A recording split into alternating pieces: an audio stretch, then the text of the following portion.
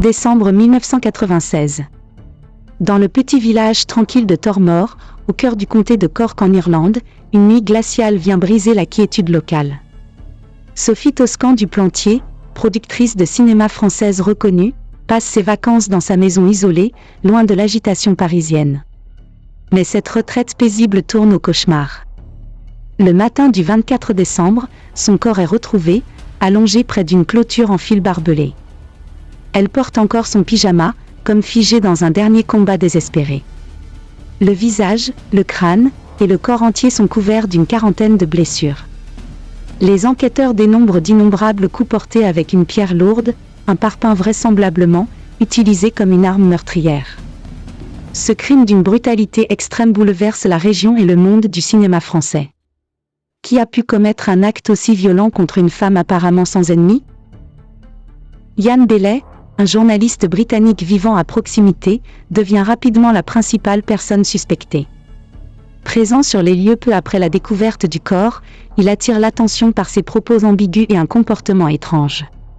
Il porte des griffures sur les bras, un détail qui intrigue les enquêteurs et qui semble corroborer l'idée d'une lutte entre l'agresseur et la victime. Plusieurs témoins apportent des témoignages qui jettent une ombre sur Yann Bailey. Parmi eux, Malachi Reed, alors adolescent et voisin, affirme avoir entendu Bailey, en état d'ivresse, dire textuellement « Je suis monté là-haut et je lui ai passé le crâne à la pierre ». Ce témoignage, violent et direct, s'ajoute aux déclarations d'une autre figure clé, Marie Farrell. Elle affirme avoir aperçu Bailey rôder près de la maison cette nuit-là, mais sous la pression des autorités locales, elle se rétracte, et son témoignage devient sujet à controverse. Une femme anonyme signale également avoir vu Bailey sur un pont voisin la nuit du meurtre, avant de refuser de confirmer son témoignage publiquement, ajoutant une nouvelle couche de mystère à cette affaire. Malgré ces éléments, l'enquête peine à avancer.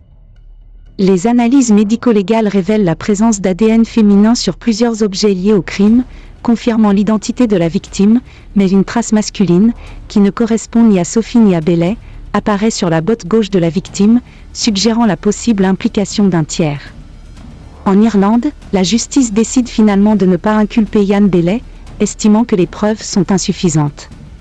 Cette décision provoque une vive incompréhension et frustration, surtout du côté de la famille de Sophie. De leur côté, les proches de la victime ne baissent pas les bras. En France, un combat judiciaire est lancé. En 2019, la Cour d'assises de Paris condamne Yann Bailey à 25 ans de prison pour meurtre, en son absence, une condamnation par contumace. Mais l'Irlande refuse de l'extrader, invoquant des défauts de procédure dans l'enquête française. Cette bataille judiciaire internationale s'enlise, entre incompréhension et différence de système. L'affaire devient un symbole de la complexité des enquêtes transfrontalières, où les preuves, les témoignages et les intérêts se heurtent. La mort d'Yann Bailey en 2024 semble mettre un terme à une partie de ce feuilleton judiciaire, mais la quête de vérité et de justice demeure intacte.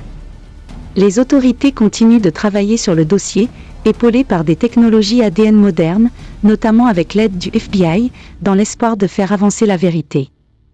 Pour la famille de Sophie, cette affaire est plus qu'un dossier, c'est une blessure vive, un combat sans fin pour que justice soit enfin rendue.